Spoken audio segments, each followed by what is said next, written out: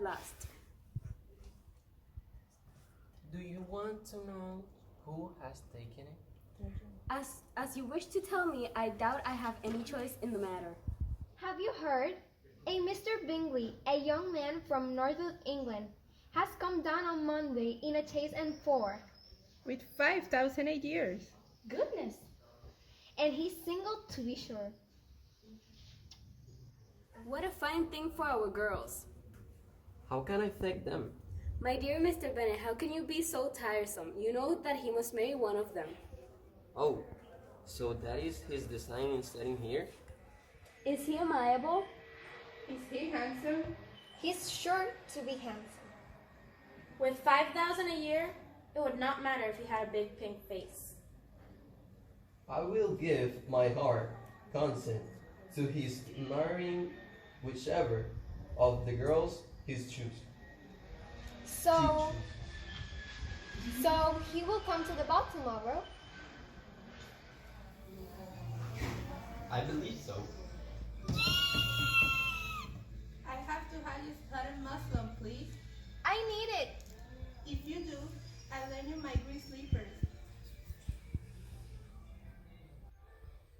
What did you say, Mary?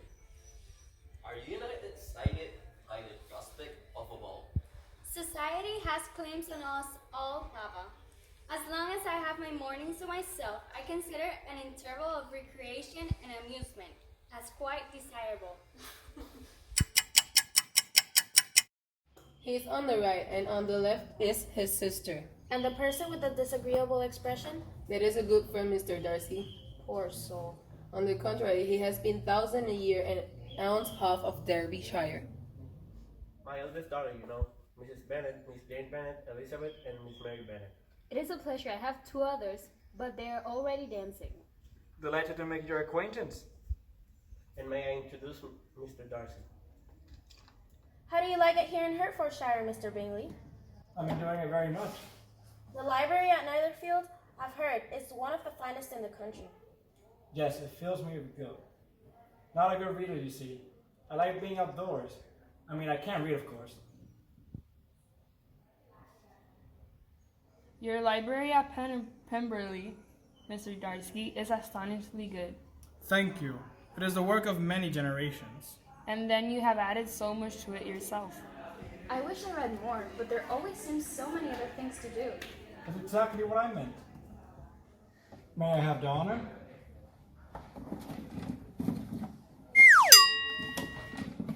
Do you dance, Mr. Darcy? Not if I can help it. Come, Darcy, I must have you dance. I hate to see you standing by yourself in this stupid manner. Sorry, Mr. Bingley, but you know how much I detest it. Upon my word, I've never seen so many pretty girls in my life. You are dancing with the only handsome girl in the room. Oh, she's the most beautiful creature I've ever beheld. But her sister Elizabeth is quite agreeable. Perfectly tolerable, I dare say, but not handsome enough to tempt me. Ignore him, Lizzie. He is such a disagreeable man. It will be a misfortune to be liked by him. Don't worry. I would not dance with him for half of Derbyshire. And my kind friends will not hear of me returning home until I am better. But do not be alarmed. Excepting a sore throat, a fever, and a headache, there's nothing wrong with me. This is ridiculous. I'm going to Netherfield at once. Nonsense. The horse is with Jane, and the girls took the carriage to town. Then I will walk there. We should not leave Jane alone in her condition. Walk. You will not be fit to be seen by the time you get there. Why the devil not? We could have them all laid up at Netherfield Hall. I will be fit for Jane, which is all I care about. Apparently, Lady Bathurst is redecorating her ballroom in the French style. A little unpatriotic, don't you think? Miss Elizabeth Bennet. Good Lord, Miss Bennet, have you walked here? I'm so sorry. How's my sister? She's upstairs. Show Miss Bennet the way, Alfred. Goodness, did you see her petticoat? 6 inches deep in the mud. And her hair, so blousy and untidy. I think her concern for her sister does her credit. Oh yes, it's shockingly to have a bad cold. I dislike excessively being ill myself. Miss Elizabeth, oh, I'm so glad to see you. How is How she? is she? A violent cold, but we shall get the better of it. Jane, Lizzie, oh, your face is so cold. They're being so kind to me. I feel such a terrible imposition. don't worry. I don't know who is more pleased at your being here, Mama or Mr. Bingley. Jane, do you think you might feel well enough to leave today? Mrs. Bennet? Are we receive every Bennett in the country? What an excellent room you have, sir. Such expensive furnishing. I hope you intend to stay here, Mr. Bingley. Absolutely, I find the country very diverting. Don't you agree, Darcy? I find it perfectly adequate, even if society is a little less varied than in town. When your sister has recovered, you shall name the day. I think a ball is perfectly irrational. Way to gain new acquaintance. It would be better if conversation instead of dancing were the order of the day.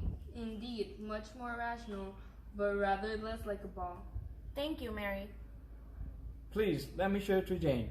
You will find her quite recovered. Really, I don't know how to thank you. Really, you're welcome any time you feel the least bit poorly. Thank you for such a stimulating company. It has been most instructive.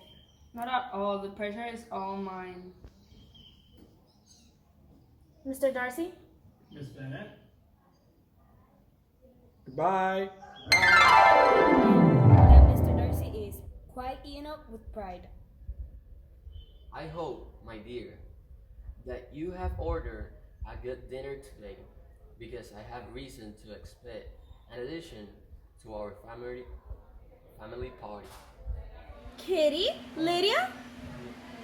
We just happened to be looking for some ribbon, didn't we, Kitty? And we met Mr. Wickham. He picked up Lydia's clothes. He's a lieutenant. I'm entranced. Shall we look at some ribbon together? Oh, yes. That I must warn you, I have very poor taste. Only a man truly confident of himself would admit that. No, it's true. My room in town, decorated in the height of fashion, have reduced grown men to tears of mirth. Then why don't you change them? And deny people such pleasure? So, you don't mind being laughed at? Not particularly. It is a somewhat sterile quality, it is not, to be aware of someone's importance in this world. Specifically, if, like me, one has none. Lizzie, look, Mr. Bingley. I was on my way to your house. Please, Mr. Bingley, when are you going to give a ball? Lydia? I was just waiting until your sister was quite well. She is. When? Then? As soon as they have made the white soup. Be sure to invite Mr. Wickham. Lydia, you can't just say that. Will you excuse me, ladies? Mr. Wickham, enjoy the day. We have asked Mama if we might have new dresses for the Netherfield ball. Yes, right. They must be white. White is the only color to be worn this season. So, I believe Mr. Collins is at the table with Lady Lucas. Of course. When you understand that Lady Catherine, the bard, is its proprietor, you will realize that an immense compliment as it.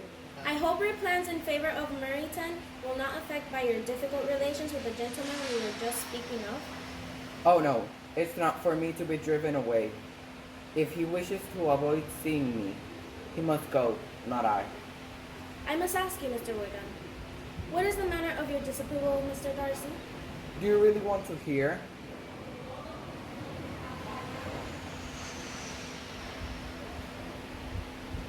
He ruined me.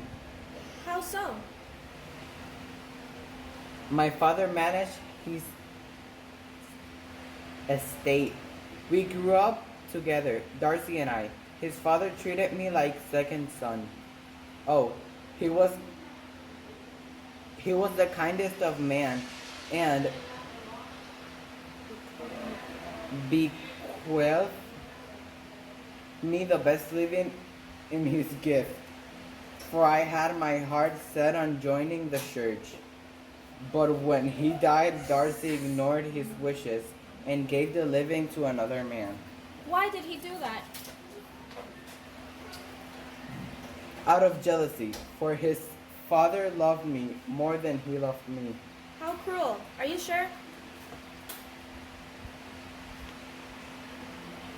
And out of pride, for he considers me too low to be worth his consideration. Breathe in. I still think there must have been a misunderstanding. Oh, Jane, do you never think ill of anybody? How could Mr. Darcy do such a thing? I will discover the truth from Mr. Bingley at the ball this evening.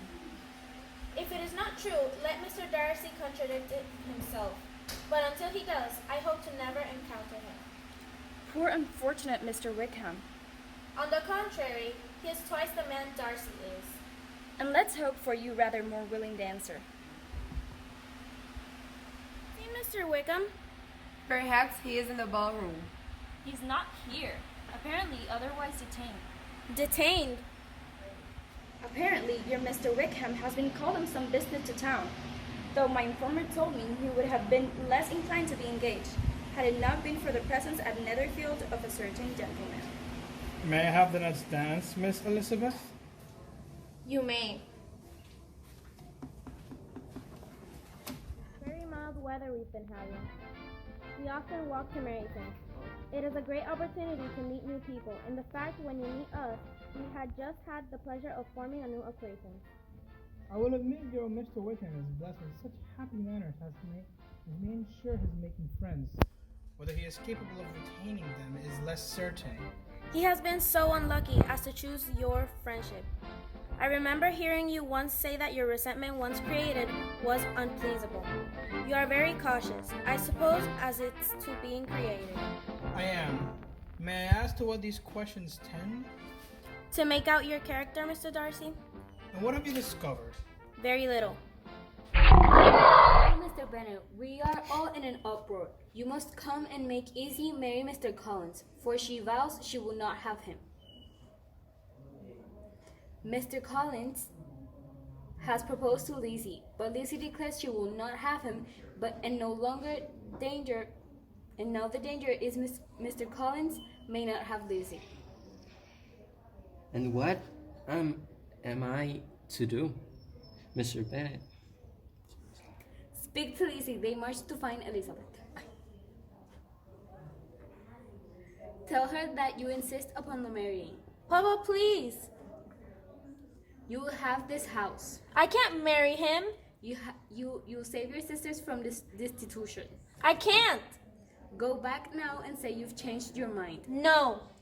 Think of your family. You can't make me. Mr. Bennet, say something. So your mother insists on you marrying Mr. Collins? Yes, or shall I never see her again? Well, Lizzie, from this day on, you must be a stranger to one of your parents. Who will maintain you when your father is dead? Your mother will never see you again if you do not marry Mr. Collins, and I will never see you again if you do. Thank you, Papa. Elizabeth, I have come here to tell you the news. What news? Mr. Collins and I are engaged to be married. Engaged? You don't mind, do you? No, of course not. You sit there and you sit there. Mr. Collins, you can sit next to your wife. I trust your family is in good health, Miss Bennet. They are, thank you.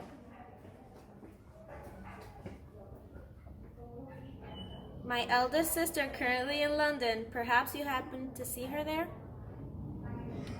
I haven't been fortunate enough, no. Do you play the pianoforte, Miss Bennet? A little, ma'am, and very poorly. Oh, do you draw? Not at all. Your sisters, do they draw? Not one. That is very strange, but I suppose you have no opportunity. Your mother should have taken you down every spring for the benefit of the masters. My mother would have no objection, but my father hates London. Has your governess left you? We never had a governess. No governess? I never heard such a thing. Your mother must have been quite a slave to your education. Not at all, Lady Catherine. Any of your younger sisters out? Yes, ma'am. All. All? What? 5 out of ones? Very odd. Your younger sisters must be very young. Yes, my youngest is not 16, but I think it would be very hard on younger sisters not to have their share of amusement because an elder sister is unmarried, and to be kept back on such a motive. It would hardly encourage sisterly affection. Upon my word, you give your opinion very decidedly for so young a person. Pray, what's your age? With 3 younger sisters grown up, your ladyship can hardly accept me to own 2. Lady... Come, Miss Bennet, and play for us. Mr. Darcy? Please do be seated. I'm afraid Mr. and Mrs. Collins are gone business to the village. This is a charming house. I believe my aunt did a great deal to it when Mr. Collins first arrived. I believe so, and she could not have bestowed her kindness on a more grateful. Mr. Collins seems very fortunate in his choice of wife. He is indeed lucky to have found one of the few sensible women who would have accepted him. Shall I call for some tea? No, thank you. Good day, Miss Bennet. It's been a pleasure. How long do you plan to stay in Kent, Colonel? As long as Darcy chooses. I am at his disposal. I do imagine your cousin brought you down with him chiefly to have someone to order around. I wonder if he does not marry, and he will have a secure lasting convenience of that kind. She will be a lucky woman. Really? Darcy is the most loyal companion. From what I heard, on a journey here, he recently came to the rescue of one of his friends just in time. What happened? He saved the man from an imprudent marriage. Who was the man? A closest friend, Mr. Bingley. Did Mr. Darcy give you his reasons for his interference? There were apparently strong objections to the lady. What kind of objections? Her lack of fortune? I think it was his family that was considered unsuitable. So, he separated them? I believe so. I know nothing else. I wish Mr. Darcy and all his friends well in finding partners suitable to their very high standards. Good morning, Colonel Fitzwilliam. Miss Bennet, I have struggled in vain, but I can bear it no longer. The past months have been a torment. I came to Rosings with a single object of seeing you. I had to see you. Me? I fought against my better judgment, my family's expectations, the inferiority of your birth, my rank and circumstance. All those things, but I'm willing to put them aside and ask you to end my agony. I don't understand. I love you. Please do me the honor of accepting my hand. Sir, I appreciate the struggle you have been through, and I am very sorry to have caused you pain. Believe me, it was unconsciously done. Do you think that any might tempt me to accept the man who has ruined, perhaps forever, the happiness of a most beloved sister?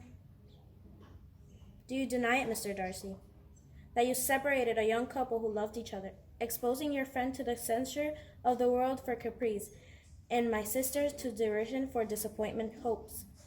and involving them both in misery to the acutest kind? I do not deny it. How could you do it? Because I believed your sister is indifferent to him. Indifferent? I watched him most carefully and realized his attachment was much deeper than hers. That's because she's shy. Bingley too is modest and was persuaded that she didn't feel strongly for him. Because you suggested it. I did it for his own good. My sister hardly shows her true feelings to me. I suppose you suspect that her fortune had some bearing on the matter? No, I wouldn't do your sister the dishonor, though it was suggested. What was? It was made perfectly clear that an advantageous marriage. Did my sister give that impression? No. There was, however, I have to admit, the matter of your family. Our want of connection? Mr. Bingley, I didn't vex himself about that. No, it was more than that. How, sir? It pains me to say this, but it was the lack of property shown by your mother, your 3 sisters, even on occasion your father. Forgive me. Let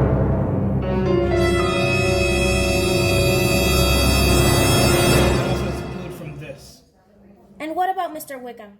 Mr. Wickham? What excuse can you give for your behavior to him? You take an eager interest in that gentleman's concerns. He told me of his misfortunes. Oh yes, his misfortunes have been very great indeed.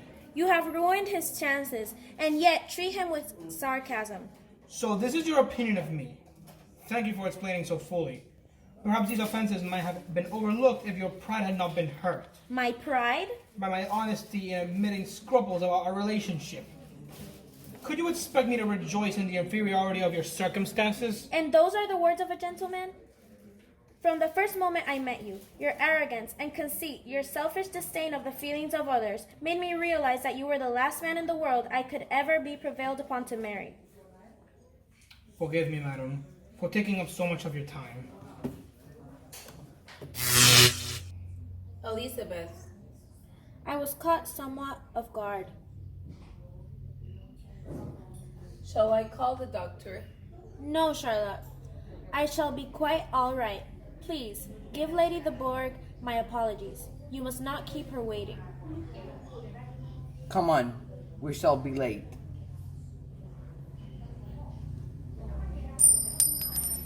I came to leave you this. I'm not going to renew the sentiments which were so disgusting to you, but to address the 2 offenses you have laid against me. I had not long been in Hertfordshire before I saw that Bingley preferred your eldest sister. I observed my friend's behavior attentively, and I could perceive that his partiality for Miss Bennet was beyond what I have ever witnessed in him. Elizabeth cannot bring herself to look at Darcy. She stares at her own reflection as he speaks. Yet when I observed your sister, I detected no symptom of peculiar regard, and witnessed only the family's coarse appetite for having their daughters married favorably.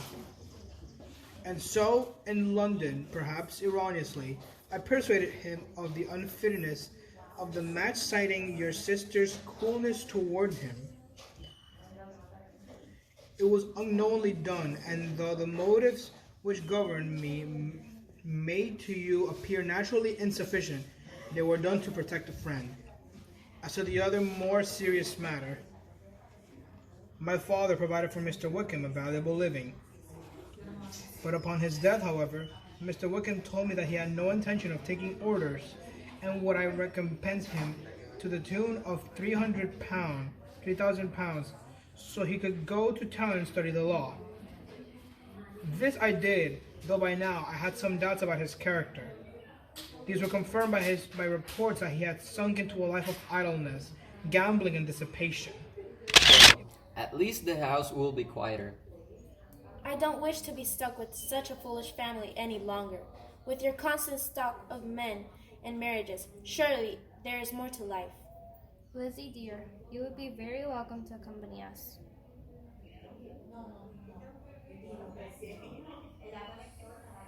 Oh yes, we plan to journey through the Peak District. You'd be most welcome. Oh, the glories of nature. What are men compared to rocks and mountains? Believe me, men are either eaten up with arrogance or stupidity, and if they're amiable, they're so easily led that they have no minds of their own whatsoever. Take care, my love. That savors strongly of bitterness. No, they bring nothing but heartache. I saw Mr. Darcy when I was in Rosings. Why did you not tell me? Did he mention Mr. Bingley? No, he did not.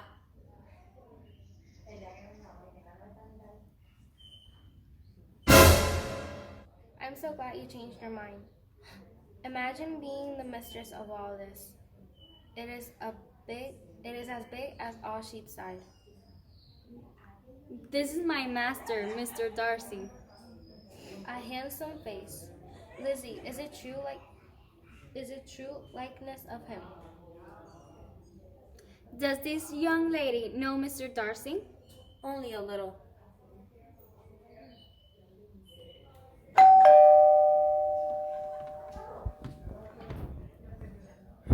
Miss Bennet. I thought you were in London. No, I'm not.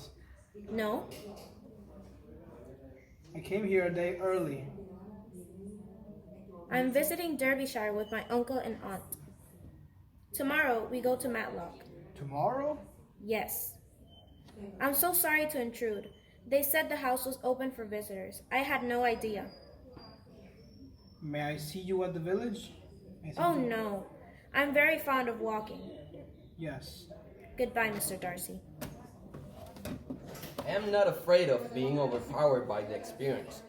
It will pass away soon enough. It's to Daddy. It's in Uncle's writing.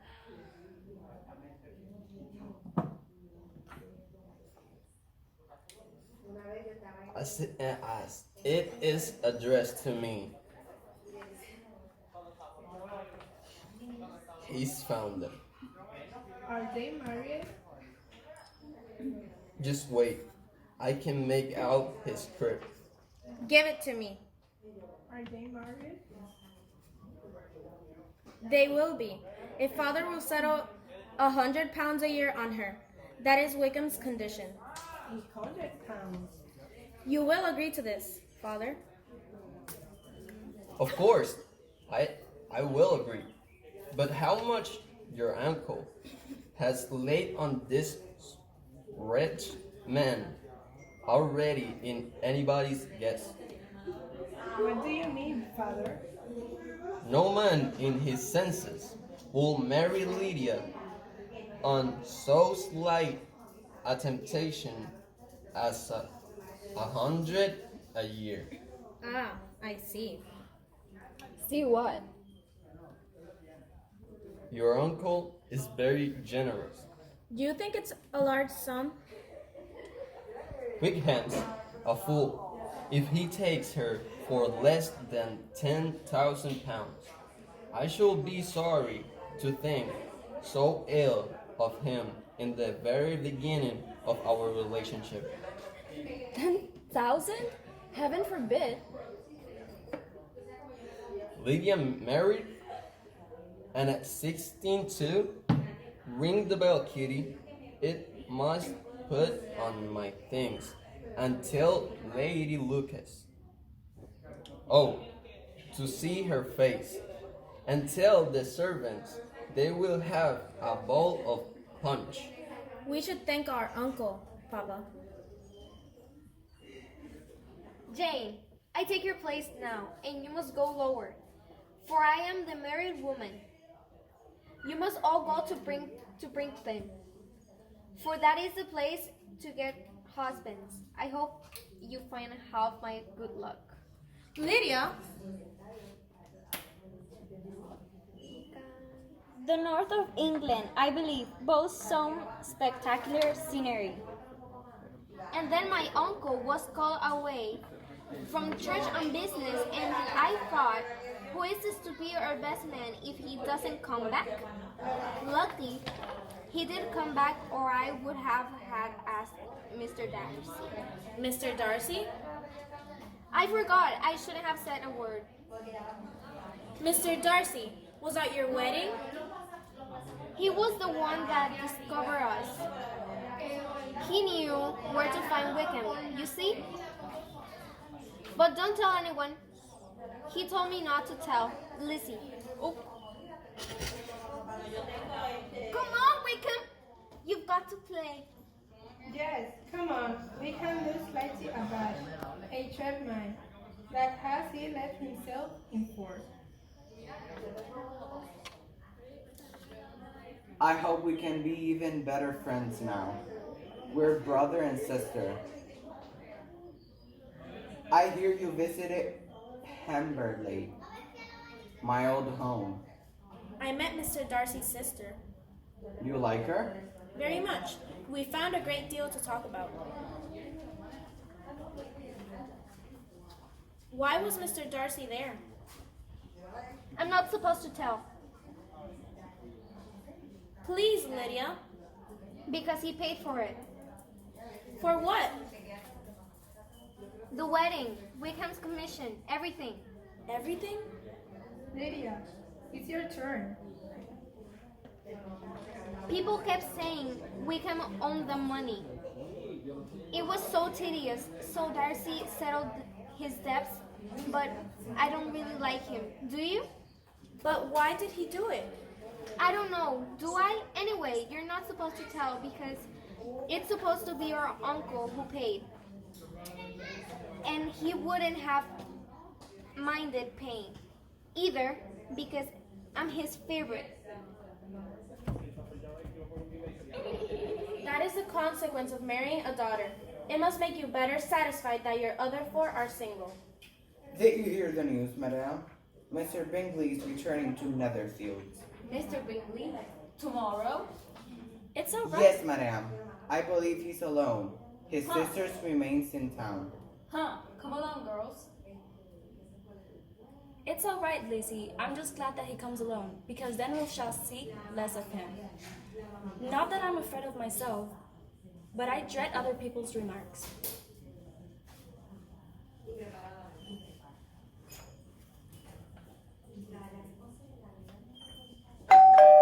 I did hear of it, and I offer my congratulations. But it's very hard my Lydia taken away from me. Mr. Wickham has been transferred to Newcastle, wherever that is. Thank you. Thank heaven he has some friends.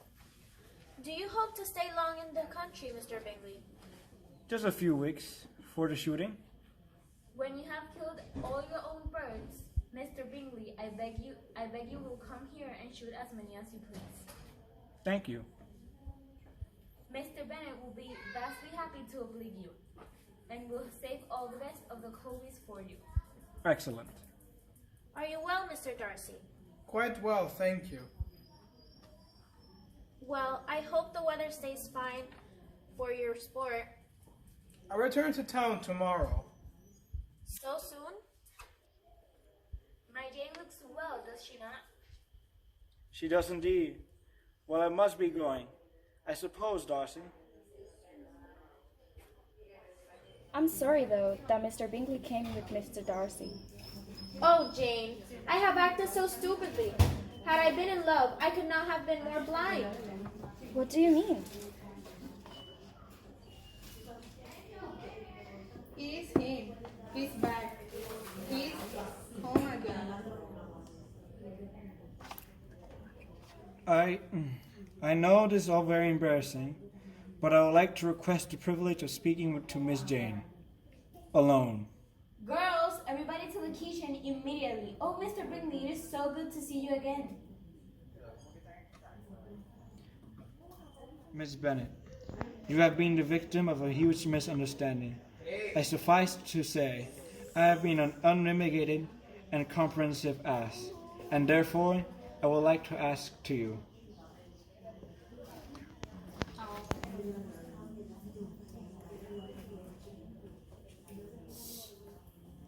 Yes, 100 times yes. Thank the Lord for that. I thought it would never happen.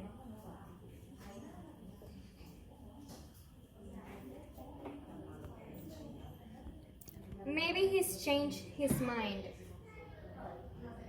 Lady Catherine?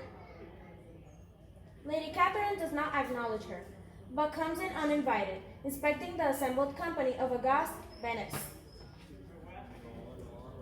And these are your daughters, I suppose. All but one. The youngest has been lately married your ladyship, and my oldest has only proposed to yesterday afternoon. You have a very small garden, madam. I am sure it is nothing compared to Rosings, but it is larger than Sir William's Lucas, I can assure you. Could I offer you a cup of tea, perhaps? Absolutely not. I must speak to Miss Elizabeth alone, as a matter of complete urgency. You can be at no loss, Miss Bennet, not to understand why I am here. Lit only to be by the oil lamp, Lady Catherine. Indeed, you are mistaken. I cannot account for this honor at all. Miss Bennet, I warn you, I'm not to be trifled with. A report of most alarming nature has reached me that you instead to be union with my nephew, Mr. Darcy. I know this to be scandalous falsehood. I tried not wishing to injure him by supposing it possible. I instantly set off to make my sentiments known. If you believed it impossible, I wonder you took the trouble of coming so far. To hear it contradict, Miss Bennet. Your coming here will be rather confirmation, surely, if indeed such a report exists. If, do you then pretend to be ignorant of it? Has it not been industrially circulated by yourself? I have never heard of it. And can you declare there is no foundation for it? I do not pretend to possess equal frankness with your ladyship. You may ask the questions which I may not choose to answer. Mr. Darcy! What are you doing out here so early? I could not sleep. Me neither. I have been up most of the nights. Mr. Darcy, I must thank you for your unexampled generosity to both my sisters. I know what kindness you have done for poor Lydia and suspect your hand in the happy resolution for Jane also. I am alarmed that you know of what I have been so in earnest to keep silent. But you must know that your happiness was one of my prime inducements. I know you are too generous to trifle with me. I believe you spoke with my aunt last night, and it has taught me to hope as I had scarcely allowed myself before. If your feelings are still what they were last April, tell me so at once. My affections and wishes are unchanged, but one word from you will silence me forever. If, however, your feelings have changed, I would have to tell you, you have bewitched my body and soul, and I love and love and love you, and never wish to be parted from you this day on. I am very happy to inform you that not only have my sentiments changed, there are no words which could give me greater pleasure. Lizzie, are you out of your senses? I thought you hated that man. No, Papa. He is rich, to be sure, and you will have more fine carriages than Jane. But will that make you happy? Have you no other objection than your belief in my indifference? Not at all. We all know him to be a proud, unpleasant sort of fellow, but this will be nothing if you really like him. I do like him. I love him. He's not proud. It's I who's been prejudiced. Who didn't realize? You don't know him, Papa. If I told you what he's really like, what he's done. What he done?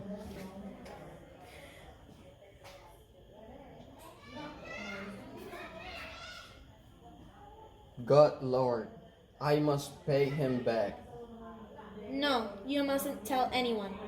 He wouldn't want it. We misjudged him more than anyone, in every way, not just in this matter. I've been so blind. He's been so blind. About Jane, about so many things. Then, so have I. You see, he and I are so similar. We're both so stubborn. Oh, Papa. Mr. Bennett? You do love him, don't you? Very much. I cannot believe that anyone can deserve you, but it seems I am overruled. So I heartily give my consent. I could not have parted with you, my Lizzie, to anyone less worthy. Oh, thank you. We move through a vast wedding party, following Elizabeth and Darcy. We meet all our characters. Lydia and Wickham are missing. Let everyone have an end. Darcy and Elizabeth kiss. Then Darcy pulls Elizabeth off into the shadows. We see them disappear into the park.